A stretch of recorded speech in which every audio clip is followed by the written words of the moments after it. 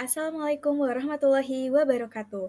Halo semuanya, perkenalkan saya Nesa Bella dengan NIM 0603 118232 dari Program Studi Pendidikan Ekonomi Angkatan 2023, Fakultas Keguruan dan Ilmu Pendidikan Universitas Sriwijaya.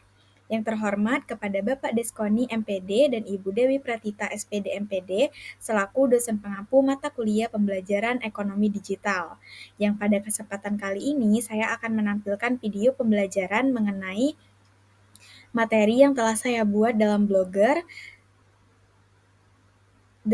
untuk memenuhi tugas ujian tengah semester mata kuliah pembelajaran ekonomi digital. Saksikan video pembelajaran berikut ini. Dalam kesempatan kali ini, saya akan menjelaskan tentang salah satu fenomena ekonomi yang penting untuk kita pahami bersama, yaitu deflasi. Istilah ini mungkin terdengar mirip dengan inflasi, tapi sebenarnya memiliki dampak yang sangat berbeda bagi perekonomian. Jadi, apa itu deflasi? Yuk kita bahas satu persatu dalam video kali ini. Deflasi adalah penurunan harga barang secara umum dan berlangsung terus-menerus dalam jangka waktu tertentu. Artinya, harga-harga barang di pasar cenderung turun bukan karena promosi atau diskon, melainkan karena daya beli masyarakat yang menurun. Ketika masyarakat menunda atau mengurangi pembelian barang dan jasa, maka permintaan menurun, dan akhirnya harga-harga ikut turun. Jika kondisi ini dibiarkan terus terjadi, maka perputaran ekonomi bisa melemah. Perusahaan kesulitan menjual produknya dan kegiatan produksi pun ikut menurun. Lalu, apa penyebab dari deflasi?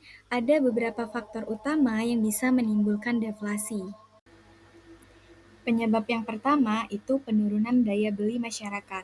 Saat pendapatan masyarakat menurun atau tingkat pengangguran meningkat, orang cenderung mengurangi pengeluaran dan permintaan terhadap barang menjadi lemah.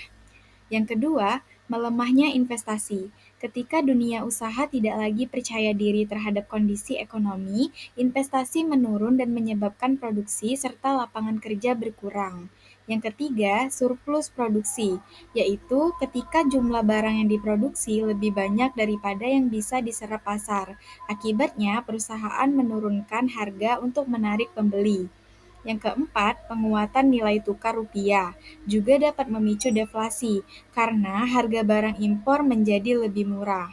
Dan yang terakhir, kebijakan moneter yang terlalu ketat, misalnya suku bunga yang tinggi sehingga masyarakat lebih memilih menabung daripada belanja atau berinvestasi.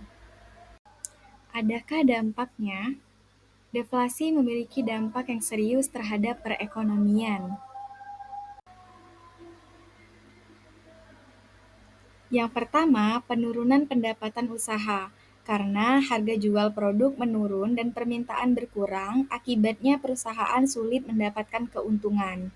Dampak berikutnya adalah pemotongan upah dan PHK, karena perusahaan berusaha menekan biaya produksi agar tetap bertahan dalam jangka waktu panjang.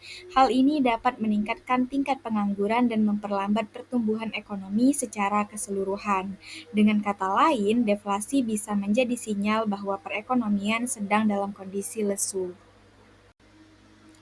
Untuk cara mengatasi deflasi, pemerintah dan otoritas moneter perlu mengambil langkah-langkah yang tepat. Yang pertama, dengan kebijakan moneter ekspansif, yaitu menurunkan suku bunga dan menambah jumlah uang beredar agar masyarakat terdorong untuk belanja dan berinvestasi.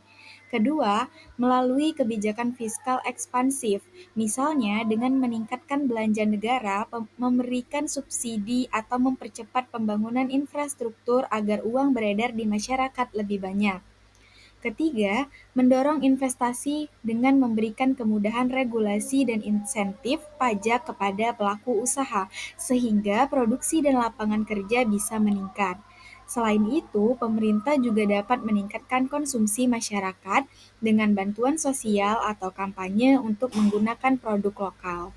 Dan terakhir, mengendalikan surplus produksi dengan menyeimbangkan antara pasokan dan permintaan serta memperluas pasar ekspor agar hasil produksi dalam negeri bisa terserap dengan baik.